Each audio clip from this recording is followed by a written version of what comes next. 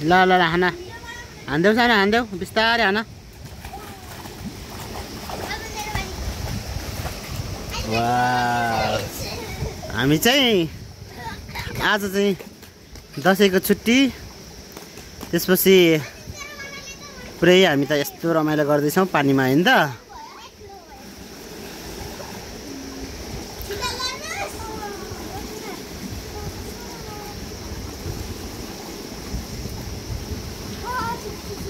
ए यिनले जान्दो रहेछन् सबले भन्दा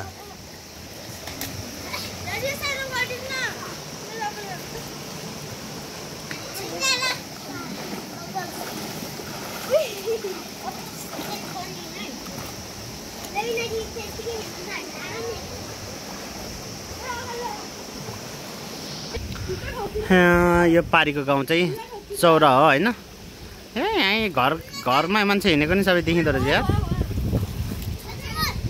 यहाँ त बाइक हिँडिरहेछ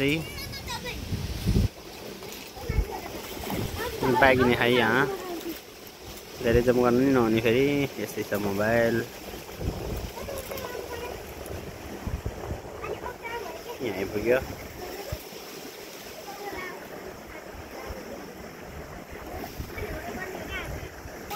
अनि यो चाहिँ भुटुङ खोला फेरि सहर भएछ यो चाहिँ भुटुङ खोला हो पुरै सहर भयो है तलसम्म यहीँ तलसम्म बजार भइसकेको छ पहिला कहाँनिर भनेपछि ठ्याक्कै यहाँनिर मात्रै थियो क्या हो यो रातो भएको ठाउँमा चाहिँ होइन त्यो रातो होइन यतापट्टि अझै रातोको लेफ्ट साइडमा चाहिँ 10-12वटा ढुङ्गे घरहरू थियो त्यति मात्रै थियो यो ठाउँमा अनि यहाँ तल चाहिँ थियो अलिअलि पुरै बिल्डिङ घरहरू भएको रहेछ यहाँ त अलि यस्तो बिल्डिङ घर भएछ पुरै टिनको छानो छाप्रो थियो तामाङ बस्ती भन्थ्यो खसकेरी भन्थ्यो अनि यो माथि चाहिँ खादरजुङ भयो होइन खादरजुङ त्यही हुन्न अनि घलेखर्का कुन हो रे म त भुलेँ घलेखर्का ए हो यो घलेखर्का यहाँभित्र ए पुरै जङ्गल भएछ घरै नदेखिँदो रहेछ यहाँ रहेछ एउटा घर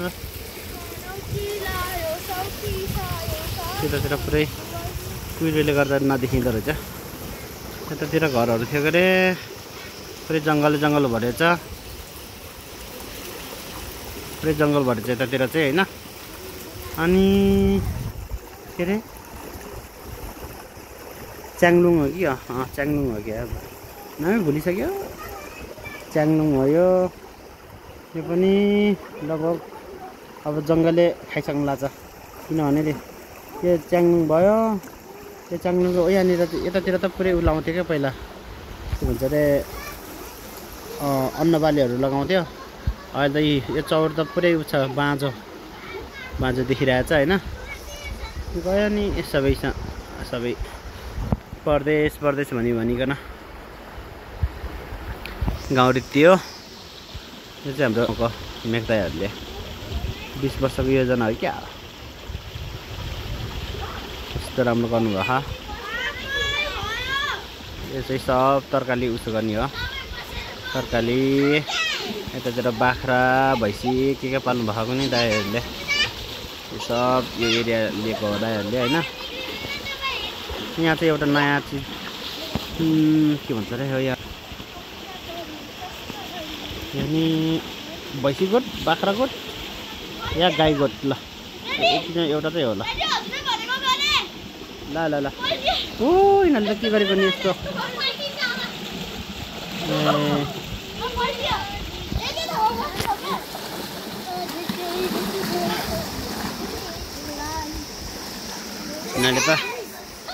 यिनीहरूले त दामी रमाइलो गरे हन् अनि के योजना हो कुनि यो माथि करुवा साँदल कतातिर पुरै हाइड्रो पावर खोलेखा त्यसको चाहिँ तारहरू ताङ्दै रहेछ अहिले गाउँमा होइन यहाँ छ अनि एउटा यहाँनिर छ यहाँनिर अनि त्यसपछि उता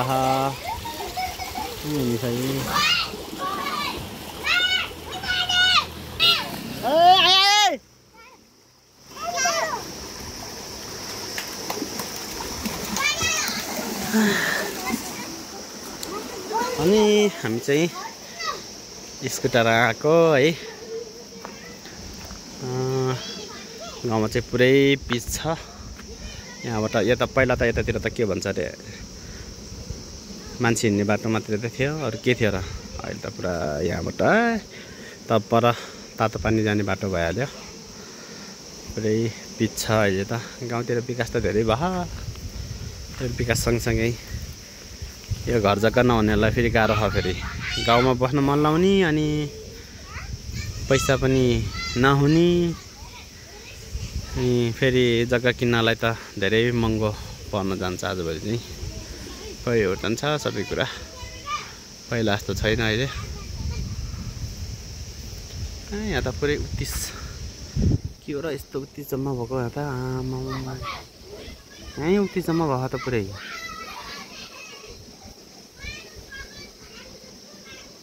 यहाँ चाहिँ मजाले भत्के रहेछ यहाँनिर। ल ल ल ल ल म त आज गाउँमा पुरै नानीहरूलाई कुलोमा लिएर आएको। ल्याउन त पर झर्ना छ, त्यो झर्नामा नहुनेहरूलाई लिएर आएको गरे। यिनीहरूलाई चाहिँ पौडिनु पऱ्यो अरे, कुलोमा छन् त। यहाँनिर चाहिँ पुरा उच्छ। फेरि ठ्याक्कै यहाँनिरबाट यता गरेर पुरै कुलोको हो। फेरि ठुलो नहर यो बेसी भ्याउने पुरै उस भयो। अनि गाउँ चाहिँ हाम्रो यता गाउँ चाहिँ यता हो क्या अरे होइन। यस्तो छ पहिला यो गाउँहरू गरेर हिँड्थ्यो हामीले। हुरी लगाएर एक महिनाभरि असारभरि हिँड्थ्यो धान रोप्दै। यो उत्तिस भएको ठाउँमा पनि पुरै धान रोपिन्थ्यो पहिला हामीले। अहिले चाहिँ यहाँ मात्रै छ हाम्रो धान। हाम्रो घरकाले लगाएको धान हो। यी धान त राम्रो भएछ। धान चाहिँ जर्ने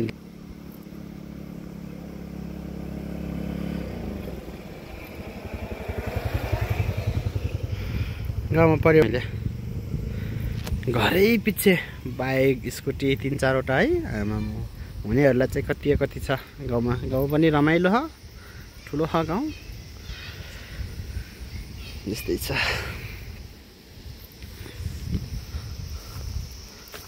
गाउँमा त परिवर्तन त कति भयो वर्ष दिनमै।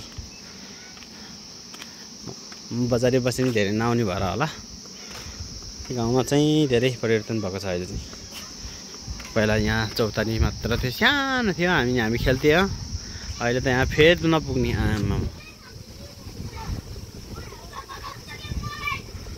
सानो मान्छेले त्यहाँ के भन्दैछन्।